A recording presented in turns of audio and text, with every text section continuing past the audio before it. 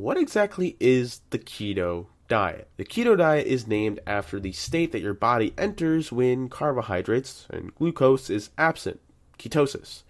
Ketosis is named after the molecule ketones that are then used as a source of energy in this condition. Typically, it only occurs when you are in a starvation period as your body begins to feed off of the fat that it has stored away previously. However, you can actually hijack this process by eliminating carbohydrates and replacing them with fat.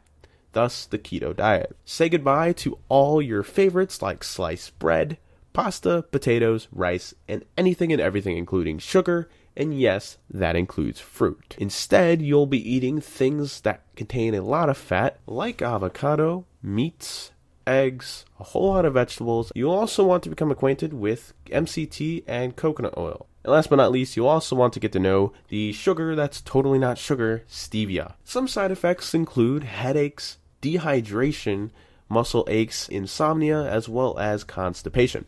When you look at keto from an overhead perspective, it looks like the USDA food pyramid that you've seen your entire life completely flipped on its head, with fat at the top and carbs at the bottom. But you should avoid the diet if you're an extremely active individual. If you're weightlifting, running, swimming, whatever it might be, carbs play a vital role in the replenishing process and provide a lot of calories to help you maintain that level of activity. However, I do think the diet has potential if you are overweight, have a relatively sedentary lifestyle. On the diet, you need to consume a lot of water. Water binds to glucose, so when it's not in your body anymore, it goes right through you, and dehydration can result pretty quickly.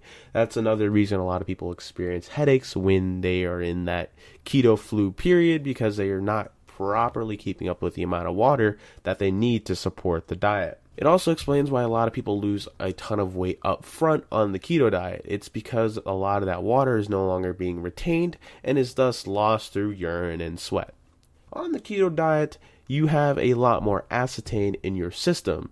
Acetane smells pretty bad and thus results in bad smelling breath, urine, and body odor. So you have to stay on top of that if you really want to pursue the keto diet seriously. But if you fall into some of the categories that I mentioned before, you may want to look into the keto diet even if it's only briefly. Just losing a few pounds can go a long way in preventing heart attack, stroke, and other weight-related problems. That, combined with exercise, is a great recipe for prolonged health. And that's really the conclusion of the video. It doesn't matter what diet you're on, from the paleo to the Atkins to the keto. What really matters is whether or not you're taking note of what you're eating and how it affects you and your health. If you avoid a lot of processed foods and aim for better quality whole foods like fruits and vegetables combined with some physical activity, you will be in great shape, both figuratively and literally.